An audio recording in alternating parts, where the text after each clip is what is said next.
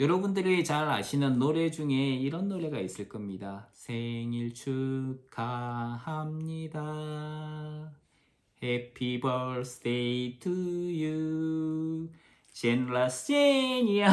자, 이렇게 세계 곳곳에서 생일 축하합니다라는 이 노래가 많이 불려지는데요. 이 노래가 1893년에 지은 노래라고 합니다. 이 노래는 처음 노래는 원래 Good Morning to All 이라고 하는 가사였다 그래요. Good morning to all, good morning to all 뭐 이런 노래인데 모두에게 아침 인사를. 근데 이제 이 노래가 태어난 날을 기념해서 축하하기 위해서 부르는 노래라고 이제 많이 불려지고 있습니다. 그리고 아마 전 세계에서 제일 많이 불리는 노래 중에 하나가 아닌가라고 이야기하기도 합니다. 누군가 세상에 태어나는 것은 큰 기쁨이 되는 일입니다. 후대에 악당으로 평가를 받는 사람들이라도 그 사람은 차라리 안 태어났으면 좋았겠다라고 말하는 사람들도 생일 축하를 받으며 좋아하는 경우도 있습니다. 오늘날 자기가 태어난 날에 선물을 받고 또 기뻐하는 것은 많은 사람들이 누리는 기쁨 가운데 하나가 되겠지요. 그런데 욥은 자기가 태어난 날에 대해서 차라리 그날이 없었으면 좋겠다라고 이야기를 합니다. 1절에 있는 말씀 한번 같이 읽겠습니다. 1절 시작. 그 후에 욥이 입을 열어 자기의 생일을 저주하니라. 자기가 태어난 날을 저주한다. 자기가 태어난 날이 없었으면 좋겠다. 그 날이 없으면 어떻게 될까요? 그러면은 이 사람은 그날에 태어나지 못했을 것입니다. 태어나지 못했다는 것은 자기의 존재가 없어지는 것을 말하는 것이지요. 욥은 그 많던 소유와 자식들을 순식간에 잃어버렸습니다. 심지어는 자기 몸에는 알 수 없는 병으로 인해서 머리끝부터 발끝까지 종기로 가득 차고 있어요. 함께 살고 있던 아내는 욥에게 차라리 하나님을 욕하고 죽어라 라는 말까지 들었습니다. 몸도 마음도 힘든데 자기와 가장 가까이 있고 자기를 잘 이해해 줄 것 같은 아내마저도 욥을 이해하지 못하고 인정해 주지 않고 있다는 것입니다. 가장 가까운 사람들로부터 버림받았다. 얼마나 욥의 마음이 힘들까요? 가장 가까운 곳에 있는 사람으로부터 인정받지 못하고 내가 이제까지 살아왔던 모든 것을 부정받을 때에 그때 이 사람은 정말 심적으로 육적으로 아주 힘든 것을 경험하게 될 것입니다. 그런데 그때에 자기와 친한 친구들이 욥을 위로해 주겠다고 자기를 위로해 주겠다고 찾아왔어요. 얼마나 감사하고 고마운 일입니까? 심지어 7일 동안 밤낮을 아무 말도 하지 않고 그냥 욥의 곁에서 묵묵히 그 욥이 앉아있는 그 땅바닥에 같이 앉아가지고 욥과 함께 지냈다는 거예요. 얼마나 감사한 일입니까? 자기 마음을 알아주는 것 같아요. 비록 아무 말은 하고 있지 않지만은 자기를 찾아온 그 친구들 그들에게 욥이 이야기를 시작합니다. 그런데 그 이야기는 내가 차라리 안 태어났으면 좋았겠다. 내가 태어나지 않았더라면 지금 내가 겪고 있는 이 고난 내가 당하지 않을 거 아니냐? 라고 하면서 자기의 생일을 저주하기 시작했다는 거예요. 2절로 10절에 있는 말씀 좀 긴데요. 이 말씀은 욥이 이야기는 사실 노래예요. 지금부터 나오는 이야기들은 노래입니다. 그렇기 때문에 노래로 시로 이해해야 됩니다. 자, 2절로 10절에 있는 거 그냥 읽듯이 말고 한번 잘 시처럼 한번 들어봤으면 좋겠습니다. 혹은 시처럼 읽어봤으면 좋겠어요. 욥이 입을 열어 이르되 내가 난 날이 멸망하였더라면 사내를 베었다 하던 그 밤도 그러하였더라면 그날이 캄캄하였더라면 하나님이 위에서 돌아보지 아니하셨더라면 빛도 그날을 비추지 않았더라면 어둠과 죽음의 그늘이 그날을 자기의 것이라 주장하였더라면 구름이 그 위에 덮였더라면 흑암이 그날을 덮었더라면 그 밤이 캄캄한 어둠에 잡혔더라면 해의 날수와 달의 수에 들지 않았더라면 그 밤에 자식을 베지 못하였더라면 그 밤에 즐거운 소리가 나지 않았더라면 나를 저주하는 자들 곧 리워야단을 격동시키기에 익숙한 자들이 그 밤을 저주하였더라면 그 밤에 새벽별들이 어두웠더라면 그 밤이 광명을 발할지라도 얻지 못하며 동틈을 보지 못하였더라면 좋았을 것을. 이는 내 모태의 문을 닫지 아니하며 내 눈으로 환난을 보게 하였음이로구나.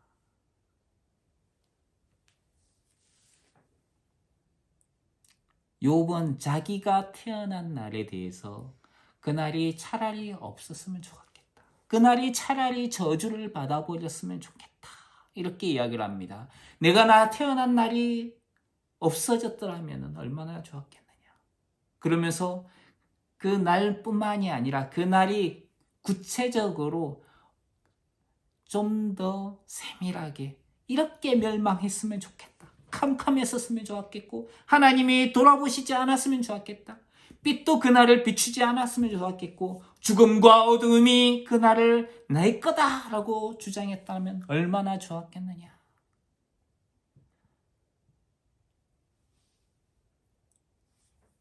그렇게 이야기를 하고 있습니다. 그런데 그렇게 했다는 거예요? 못했다는 거예요? 그렇게 안 되었다는 거예요.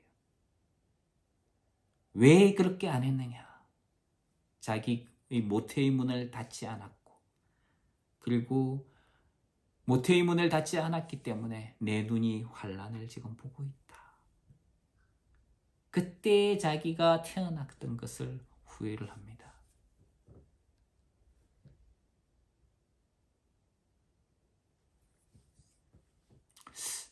내가 태어나고 싶다고 해서 태어난 것일까요? 그렇지 않아요. 내가 태어나고 싶다고 해서 태어나고 내가 부모를 선택해서 태어난 것이 아닙니다. 하나님께서 우리에게 합당한 우리가 살아갈 수 있는 우리에게 필요한 것으로 채워주셨기 때문에 그래서 우리가 이 땅 가운데 태어난 것이지요. 어떤 사람은 부자에게서 태어나고요. 어떤 사람은 가난하게도 태어났습니다. 어떤 사람은 건강하게 태어나고요. 어떤 사람은 아픈 몸으로 태어납니다. 그걸 가지고 사람들은 이야기를 해요. 이 사람은 옛날에 혹은 그 부모가 잘 살았기 때문에 덕을 쌓았기 때문에 착한 일을 했기 때문에 이 사람은 복을 받는 것이다.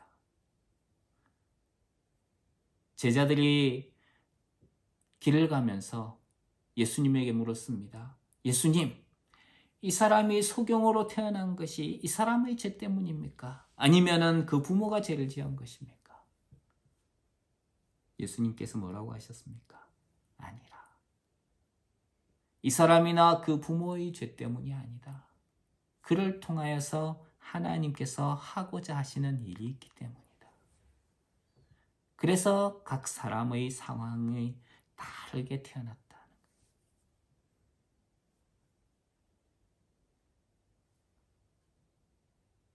하나님이 왜 나를 여기에 태어나게 하셨습니까? 왜 나를 여기에 보내셨습니까? 무엇 때문이라고요? 하나님께서 하실 일이 있기 때문에. 만약에 그렇다면 우리는 무엇을 해야 됩니까? 그렇다면 우리는 그 신실하신 하나님은 신실하시다. 그분을 믿고 우리가 그분의 이끄심에 순종해야 되는 것이지.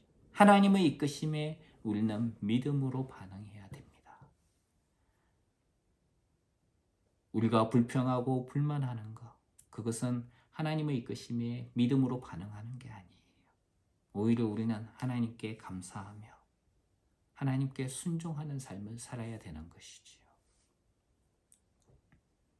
왜 하나님 나를 이렇게 하셨습니까가 아니라 하나님 나를 통해서 주님의 뜻이 이루어지기를 원합니다.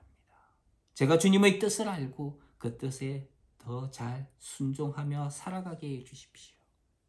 그것이 우리가 가져야 하는 마음인 것이지요.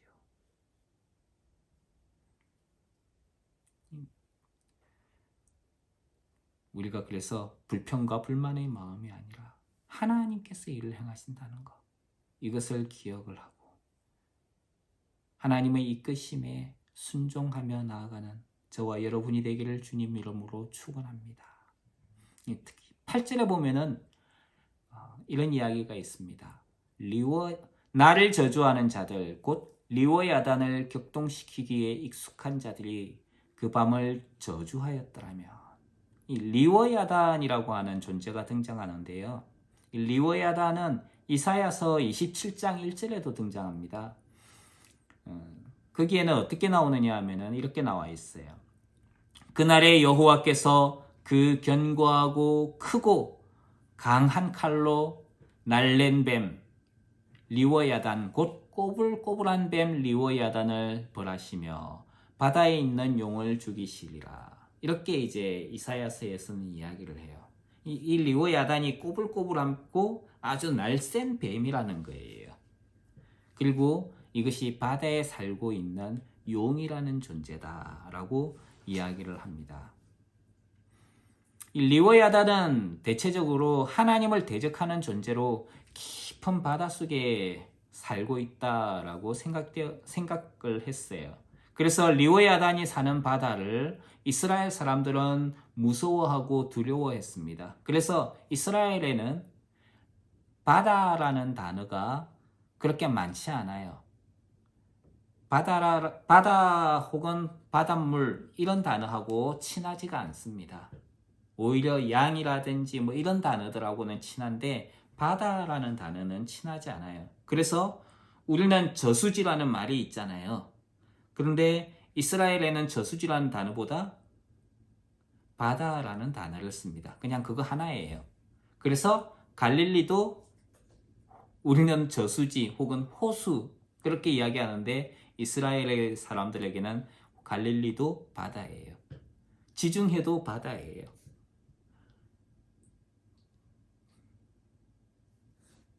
호수라고 되어 있는 성경은 어디 있느냐면은 누가복음에는 호수라고 나옵니다. 갈릴리 호수. 근데 마태복음이라든지 보면은 그게 바다로 나와요. 이거는 그 사람들이 물이 많은 곳을 그냥 바다라고 부른 거예요. 물이 많은 곳하고 친하지 않기 때문에 그렇게 했습니다. 그러니까 갈릴리 호수에서 물고기를 잡을 때에 이 사람들은 갈릴리 바다라고 했겠죠. 그 갈릴리의 그 바다 깊은 곳에 뭐가 산다고요? 이런 리워야단 같은 존재가 산다라고 생각을 한 거예요. 그러니까 이스라엘 사람들이 바다로 가는 거 혹은 깊은 물로 나아가는 거 이런 거 좋아했겠습니까? 별로 좋아하지는 않았겠지요.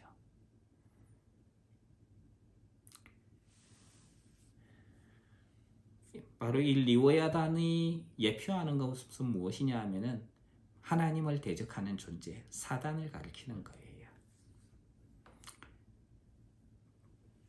예수님께서 베드로를 만나러 가셨을 때에 바다에서 그때 베드로는 물고기를 잡다가 실패했던 날입니다. 물고기를 잡지 못했죠. 그런데 그때 예수님이 깊은 데로 가서 그물을 내려라.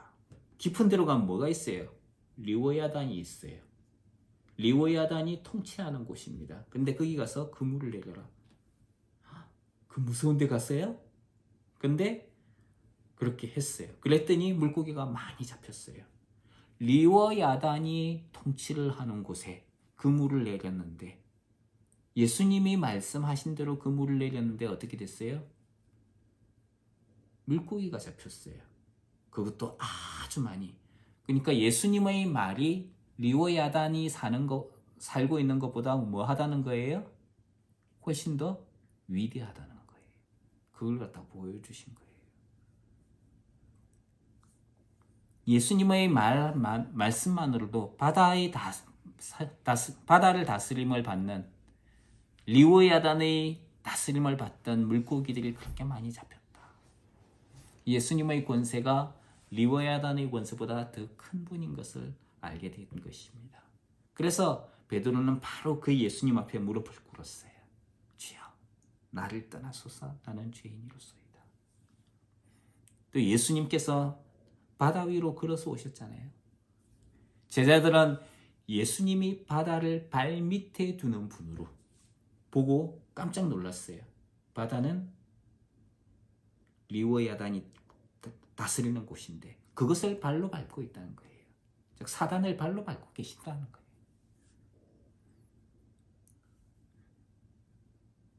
예수님은 천지와 만물을 다스리시고 영광을 받으시기에 합당하신 하나님이십니다.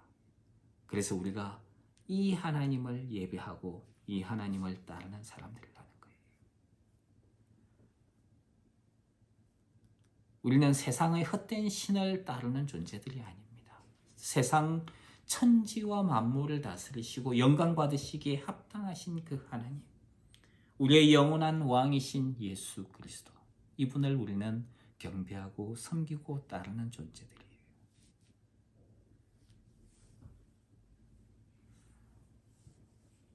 욥은 자기가 태어난 것이 지금 자신이 당하는 환난을 받기 위해서다라고 이야기를 합니다.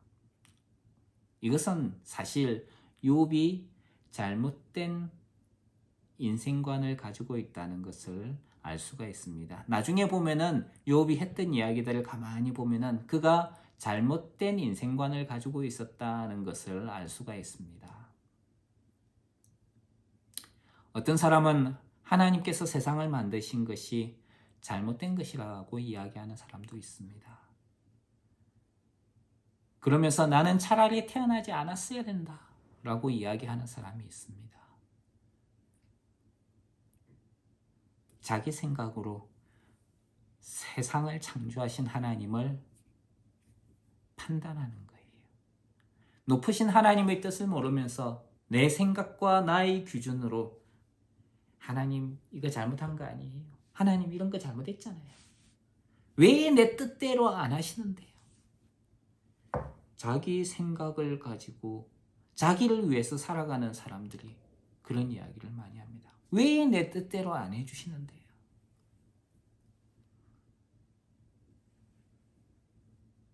하나님은 그런 사람들에게 이야기를 하실 것입니다.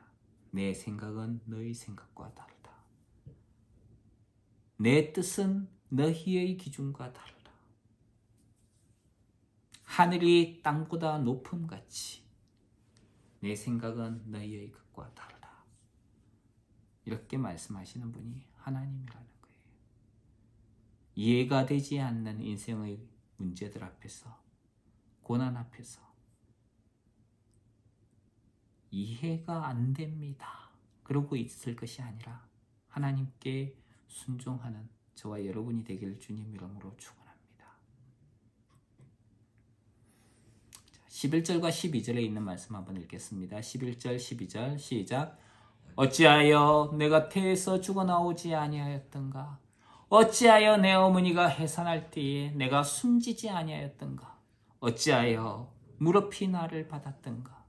어찌하여 내가 젖을 빨았던가? 지금 어찌하여라는 말만 4번이 나와요.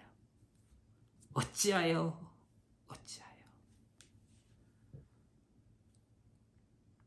욥은 자기가 고난을 받기 위해서 태어났다라고 이야기를 했습니다. 그래서 자기가 태어났을 때에 왜 내가 그때 안 죽었을까? 후회하는 말을 하고 있다는 것입니다. 내가 그때 이렇게 했더라면, 내가 그날에 저렇게 했더라면 좋았을 것을 왜 내가 하지 않았을까? 이미 지나간 것들로 인하여 후회하지 마십시오. 하나님께서는 우리를 선하게 이끄시는 분이라는 것을 우리가 믿어야 합니다. 하나님께서는, 우리 따라 한번 같이 해볼까요? 하나님께서는 선하게 나를 인도하십니다. 어떻게요? 선하게.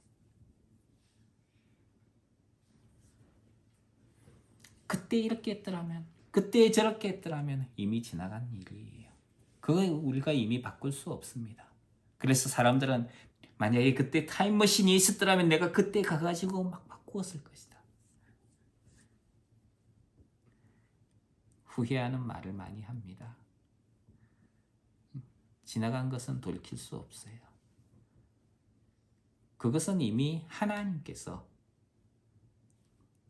이끌고 이미 지나가게 하신 것들이에요. 그것으로 인해서 후회하지 않게 되길 바랍니다. 비록 그것이 후회가 되는 일이었다 하더라도 지나간 것을 붙잡고 그때 이렇게 했더라면 그건 좋은 선택이 아닐 거예요. 그때 이렇게 했으면 그 후회와 안타까움이죠. 저는 여러분들이 삶이 후회와 안타까움을 가지고 있는 삶이 아니길 주님 이름으로 축원합니다. 지금 이끄시는 하나님께 그 하나님의 이끄심을 주관하심을 인정하는 저와 여러분의 삶이 되길 바랍니다. 13절로 16절 한번 읽겠습니다. 시작. 그렇지 아니하였던들 이제는 내가 평안히 누워서 자고 쉬었을 것이니 자기를 위하여 폐허를 일으킨 세상 임금들과 모사들과 함께 있었을 것이요 혹시 금을 가지며 은으로 집을 채운 고관들과 함께 있었을 것이며 또는 낙태되어 땅에 묻힌 아이처럼 나는 존재하지 않았겠고 빛을 보지 못한 아이들 같았을 것이라. 그때 이렇게 했더라면 이렇게 되었을 것이다.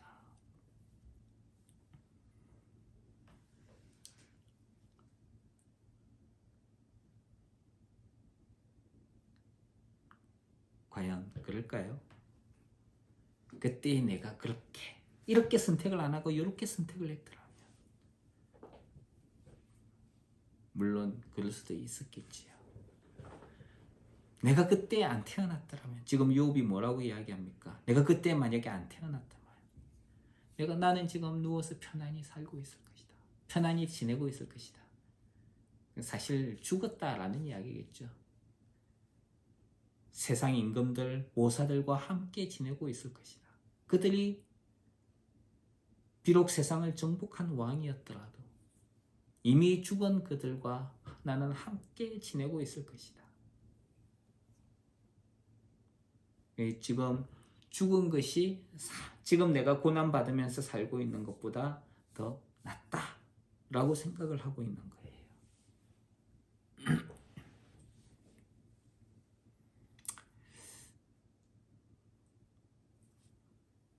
죽은 자들에게는 고통이나 유명한 것이나 부유한 것이나 인간의 욕구가 다 필요 없는 것입니다. 죽음의 세계는 희망이 없는 곳이기 때문에 소요도 없고 호통치는 소리도 없고 힘이 센 자나 약한 자에 대한 차별, 권력으로부터도 자유하게 된다라고 이야기합니다.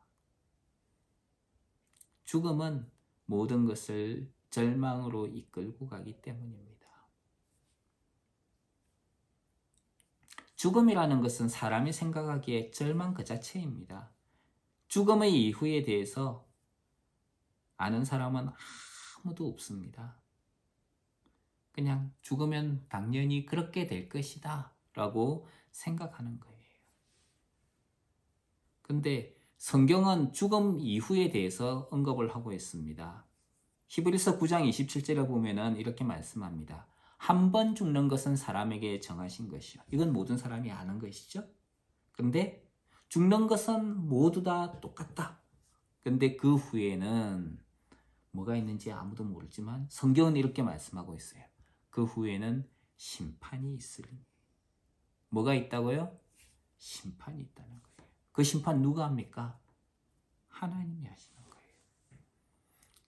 예수님은 그 심판에 대해서 선한 일을 행한 자는 생명의 부활로, 악한 일을 행한 자는 심판의 부활로 나올 것이다 라고 말씀하셨습니다.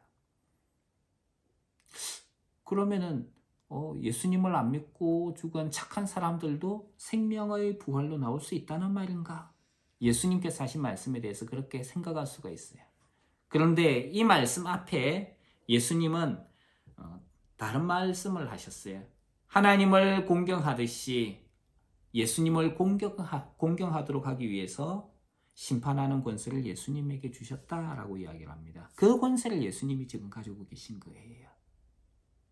그러니까 생명의 부활, 심판의 부활로 나오는 것은 누구 때문에요? 누가 가진 권세? 예수님이 가지고 있는 권세 때. 하나님께서 그 권세를 예수님에게 주셨거든요. 아들을 공경하도록 하기 위해서. 아들을 높이도록 하기 위해서 그 세상을 심판하는 권세를 주신 거예요. 아들의 말을 듣고 믿는 자에게는 영생을 주시고요. 심판에 나아가지 않으며 사망에서 생명으로 옮겨졌다는 말을 이미 하고 계십니다. 그리고 선한 일을 행한 자와 악한 일을 행한 자에 대해서 언급하고 있는데 예수님을 믿는 이들은 선에 속한 일을 행한다라고 말씀합니다. 그러니까 선을 행한 자는 어떤 사람이에요? 예수님을 믿는 자들. 예수님을 믿는 자들은 생명의 부활로, 예수님을 믿지 않는 자들은 심판의 부활로 나타나게 될 것이라는 거예요. 내가 선한 일을 했기 때문에 생명을 얻는 것이 아니라 내가 생명에 속한 자이기 때문에 선한 일을 한다는 것입니다. 이것이 우리의 신분과 행위에 대한 관계예요. 예수님을 믿는 자들이 드러내야 될 것은 선한 삶입니다. 이것을 우리가 기억해야 됩니다. 예수님을 믿는 사람들은 착하게 살아야 돼요. 왜? 착하게 삶으로 내가 착하게 살기 때문에 천국에 간다든지 생명을 얻는다는 것이 아니라 내가 착하게 삶을 통해 가지고 하나님의 빛을, 선한 빛을 드러내게 된다는 거예요. 그래서 사람들이 그것을 보고 하나님은 선하시다. 그것을 알게 되고 생명의 빛으로 나아올 수 있게 되기 때문입니다. 그래서 예수님을 믿는 사람들은 말만이 아니라 그 삶으로도 착한 행실을 드러내는 사람이 되어야 됩니다. 그래서 성경에 보면은 어떤 형제나 자매가 헐벗고 일용할 양식이 없는데 그 사람에게 그래 평안히 가십시오. 따뜻하게 하십시오. 배부르게 하십시오. 그렇게 말로만 해봤자 소용이 없다는 거예요. 그 사람에게 뭘 해줘야 된다는 거예요. 할 수 있는 사람이 가가지고 그 사람에게 땔감도 주고 그리고 빵도 사주고 그러면서 그 몸에 쓸 것을 주어야 된다는 것입니다. 지식으로 말하는 것이 아니라 행함을 통해서 내가 가진 믿음을 드러내야 되는 거예요. 이것이 살아있는 믿음이라고 성경은 말씀합니다.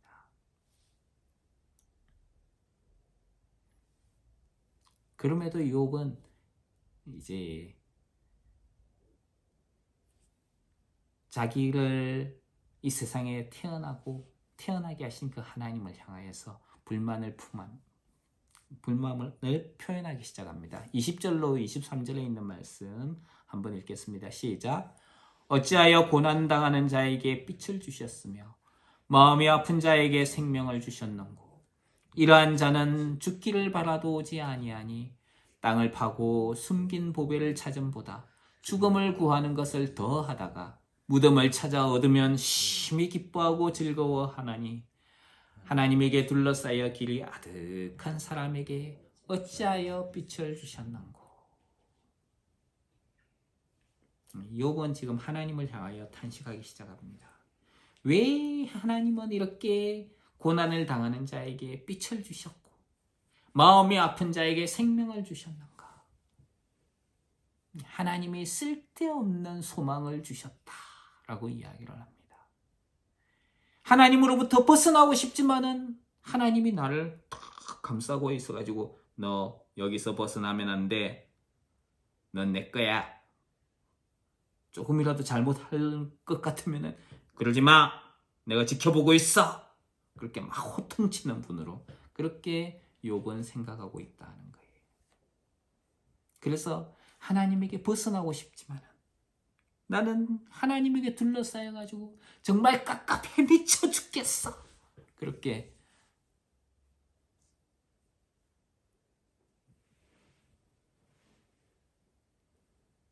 이야기하고 있다는 것이지요.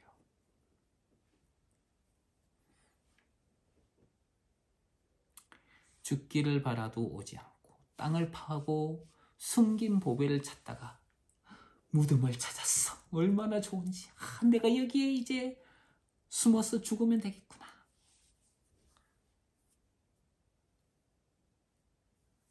최근에 어떤 한국에 있는 영화 감독이 영화를 만들었어요. 아이폰 13으로 만들었다고 그렇게 이제 이야기를 하던데 일장춘몽 어떤 사람이 죽었는데 그 관을 갖다가 누가 가져가서 훔쳐갔어요. 그래서 그 죽은 사람이 누가 내 관을 가져간 거야? 그러고 이제 쫓아오는 거예요. 그러면서 이제 그 자기 관에 다른 사람이 누워 있는 걸 보고 내 관을 갖다가 가져가다니 다시 뺏어가고 이런 이야기를 하는데 그 일장춘몽이라고 하는 그런 이제 영화를 만들었더라고요. 이 무덤을 찾아 얻으면 아주 기뻐한다. 내가 죽을 곳을 찾았구나.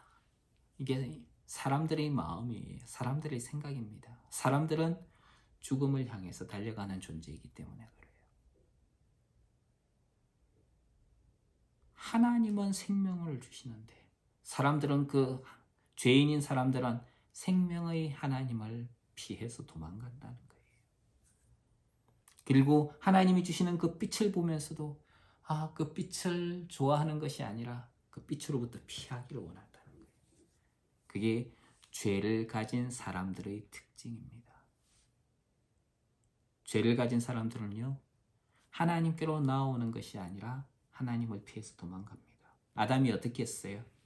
죄를 지었을 때에 동산에 거니시는 여호와 하나님의 음성을 듣고 피하여 숨었습니다. 죄를 지었기 때문에 하나님을 피해서 숨은 거예요. 아들이 있는 자에게는 생명이 있고 아들이 없는 자에게는 생명이 없느니라. 하나님의 아들이 있다면 빛으로 나오게 되어 있습니다. 빛을 두려워하고 숨으려고 한다는 것은 그가 죄인이기 때문에 그래요. 죄가 있기 때문에 그렇다는 거예요. 저는 여러분들이 하나님으로 인해서 기뻐하기를 주님 이름으로 축원합니다. 24절 한번 같이 읽겠습니다. 시작. 나는 음식 앞에서도 탄식이 나며 내가 앓는 소리는 물이 쏟아지는 소리 같구나. 음식을 앞에 두고 탄식해 보셨습니까? 탄식하는 소리를 들어보셨습니까? 맛있는 음식은 사람의 몸과 마음을 즐겁고 기쁘게 해줍니다. 그런데 욥은 사람을 기쁘게 하는 음식 앞에서도 탄식이 쏟아져 나온다. 기쁨보다는 탄식이 쏟아져 나온다. 사람들은 누워서 잠을 자는 것에 대해서 당연한 것으로 생각합니다. 코로 숨을 쉬는 것, 입으로 음식을 먹는 것에 대해서 당연하게 생각합니다. 하지만 당연한 것이라 생각되는 것은 당연한 게 아니에요. 제가 옛날에 교통사고를 당했을 때였어요. 이제 집에 누워서 잠을 자는데 막 아프기 시작하는 거예요. 온몸이. 그래서 누워있다가 너무 몸이 아파가지고 안 되겠어. 일어났어요. 침대에 탁 앉아 있습니다. 그러면은 고통이 점점 수그러들어요. 얼마간의 시간이 지났을까요? 고통이 이제 좀 사라졌구나. 그래서 탁 들어눕습니다. 그러면은 다시 아픔이 쫙 밀려와요. 그러면은 그 아픔 때문에 또 잠을 제대로 자지 못하고 일어납니다. 그리고 또 침대에 앉아 있어요. 그러면 또 아픈 게 싹 밀려가요. 그때 들었던 생각이 있습니다. 이제 나는 평생 누워서 잠을 자는 건 틀렸겠구나. 누워서 잠을 잘 수 있다는 것, 그것이 얼마나 행복한 것인가. 그런 생각을 했습니다. 딱딱한 음식을 먹을 때에 우리 할머니들 어떻게 해요? 과일 같은 거 잘 못 씹어 먹어요. 어떻게? 막 잘게 잘라가지고 그것도 조금씩 음식의 맛을 음미하지 못합니다. 사실 안 아픈 사람들은 못 느끼는 거예요. 모르는 거예요. 근데 그렇게 몸이 아픈 사람들은 그렇게 맛있게 음식을 먹을 수 있다는 것, 편안히 누워 잠을 잘 수 있다는 것, 그런 사람들을 보면서 저 사람들은 얼마나 행복한 사람들인가 라고 생각한다는 거예요. 여러분들이 가지고 지금 누리고 있는 것들, 그것으로 인해서 하나님 앞에 감사하시기 바랍니다. 누군가에게는 당연한 것이지만 누군가에게는 그것을 누리는 것마저 행복이며 감사라는 거예요. 우리가 당연하다고 생각하는 건 사실 당연한 것이 아니라 하나님의 은혜다는 것을 우리가 기억했으면 좋겠습니다. 욥은 음식 앞에서도 탄식이 나며 내가 앓는 소리는 물이 쏟아지는 소리 같구나. 얼마나 그 욥이 당하고 있는 그 고통이 얼마나 심하겠어요. 25절 한번 읽겠습니다. 25절 시작. 내가 두려워하는 그것이 내게 임하고 내가 무서워하는 그것이 내 몸에 미쳤구나. 욥은 자신에게 임한 고난으로 인해서 두려움과 무서움에 떨고 있습니다. 내가 두려워하는 그것이 내게 임하고 내가 무서워하는 그것이 내 몸에 미쳤구나. 두려워하는 게 뭡니까? 욥이 무서워하는 그게 뭡니까? 이런 몸의 아픈 것들. 내가 누려야 될 것들을 다 잃어버리는 것이죠.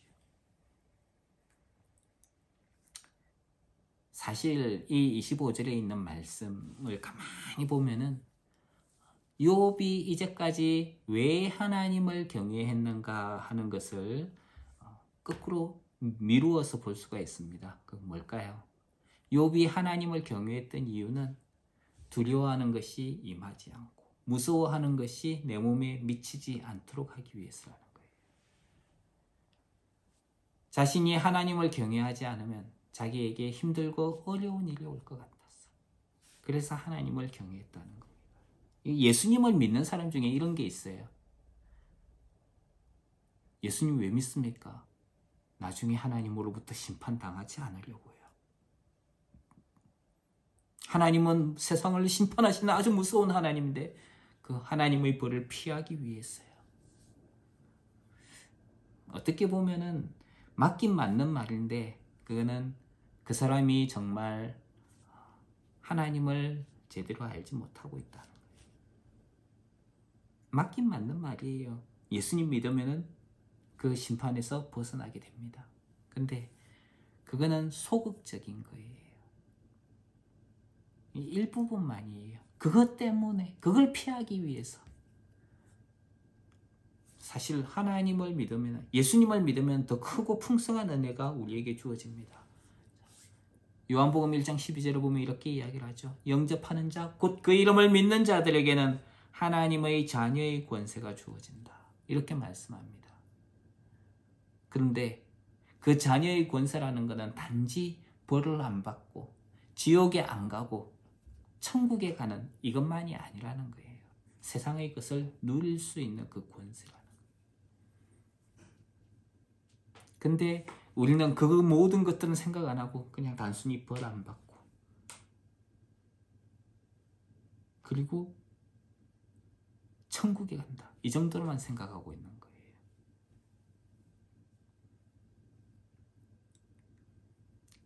우리가 하나님의 자녀로서 세상 가운데에서 하나님께서 주신 그 권세들, 하나님께서 우리에게 누리게 하신 것들을 온전히 누리고 주님의 뜻을 이루며 살아가는 하나님의 사람들 되시길 바랍니다. 26절 한번 읽겠습니다. 시작. 나에게는 평온도 없고 안일도 없고 휴식도 없고 다만 불안만이 있구나. 나에게 뭐가 없다고요? 평온도 없고 안일도 없고 휴식도 없다. 불안만이 있다. 불안. 얼마나 힘들군가 하는 것을 욥이 이야기를 합니다. 우리가 원하는 안식은 세상에서 얻을 수 없습니다. 오직 하나님 안에서만 얻을 수 있는 것들이에요. 평온과 안식을 원한다면 우리는 세상으로 나아갈 것이 아니라 하나님께 나아가야 합니다. 그 안에만 진정한 안식이, 하나님께서 주시는 진정한 안식이 있기 때문입니다. 욥이 친구들 앞에서 지금 틀어놓고 있는 말 1절부터 26절까지 무엇을 이야기하고 있습니까? 왜 욥이 자기의 생일을 저주를 하고 있습니까? 내가 차라리 안 태어났으면 좋았을 텐데 왜 태어나서 내가 지금 이렇게 힘들게 고통을 당하고 있는지 모르겠다. 이 이야기를 욥이 했어요. 이 말을 하는 이유는 뭡니까? 내가 정말 힘들다. 몸도 힘들고 마음도 힘들다. 이 이야기를 하고 있는 거예요. 고통이 나를 억누를 때에 우리는 힘겨움에 탄식을 합니다. 나 정말 힘들어. 그런 분들에게 주님의 위로가 함께 하시길 주님 이름으로 축원합니다. 태초에 하나님은 세상을 창조하시고 사람을 만드셨어요. 근데 어떤 사람들은 하나님이 그렇게 세상을 창조하시고 사람을 만드신 이유가 사람들에게 고통을 주기 위해서다라고 이야기합니다. 지금 욥이 그 말을 하고 있는 거예요. 과연 하나님께서 사람들에게 그리고 세상에 고통을 주기 위해서 세상을 창조하셨습니까? 그렇지 않으셨어요. 하나님이 세상을 창조하실 때에 하나님은 세상을 사랑으로 품으셨습니다. 자기 형상을 따라 창조된 사람을 보시면서 심히 기뻐하셨어요. 생육하고 번성하여 땅에 충만하고 땅을 정복하라. 하나님은 그렇게 복을 주셨습니다. 하나님 기뻐하셨어요. 왜? 사람들이 받을 고통을 미리 보고 계셨기 때문에? 아니요. 하나님은 정말 그들을 사랑하고 기뻐하셨습니다.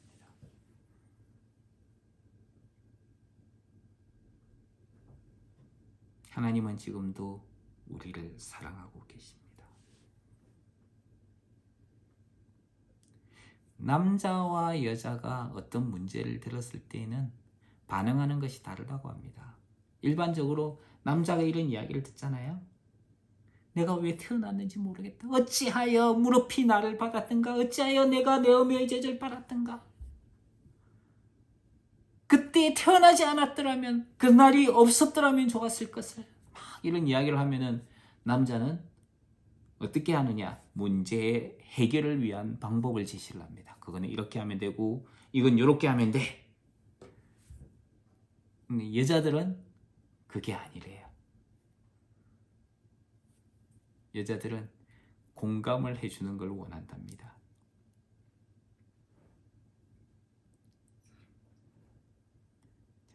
일반적으로 그렇다 그래요. 영숙이가 있잖아. 오빠 영숙이 알지? 그 영숙이가 빨간 옷을 입고 왔는데 영숙이가 빨간 옷을 입고 왔었어? 그냥 공감만 해주는 거예요.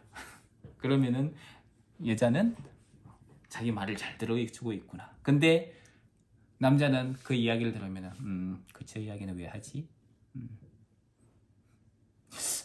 어떻게 저 문제를 해결해야 되지? 해결 방법을 제시를 해주고 싶어 한다는 거예요. 얼마 전에 제가 기도 제목을 이제 내어놨을 때예요. 요즘 단톡방 있잖아요. 많은 사람들이 기도하겠다고 연락이 왔습니다. 기도하겠습니다. 딸랑딸랑. 근데 제가 받은 연락 중에 아주 인상 깊은 메시지가 하나 있었어요. 선교사님, 같이 기도합시다. 저는 그 말을 보면서 충격을 받았어요. 이분은 정말 나에게 관심을 가지고 있구나. 이분은 정말 이 문제를 위해서 나와 함께 기도하기를 원하시는구나. 내가 기도하기를 원하시는구나. 이 문제를 위해서 기도하겠다고 하시는구나. 우리의 진실한 마음에서 우러나는 말과 행동을 통해서 하나님의 백성들이 위로를 받게 될 것입니다. 주님의 진정한 위로가 여러분을 통해서 세상 가운데 전달되어지는 은혜가 있기를 주님 이름으로 축원합니다. 기도하겠습니다. 아버지 하나님, 삶의 고통 속에서 힘들어하는 지체들이 있습니까? 하나님께서 찾아가 주시고 우리가 또 주님과 함께하는 자로 그들에게 주님의 위로를 전하는 사람들이 되게 하여 주시옵소서. 감사합니다. 또 주님의 위로와 은혜와 평강으로 우리를 채워 주시옵소서. 주님 주시는 힘으로 우리에게 맡겨주신 것들을 넉넉히 잘 감당하는 우리가 되게 하여 주시옵소서. 예수님 이름으로 기도합니다. 아멘.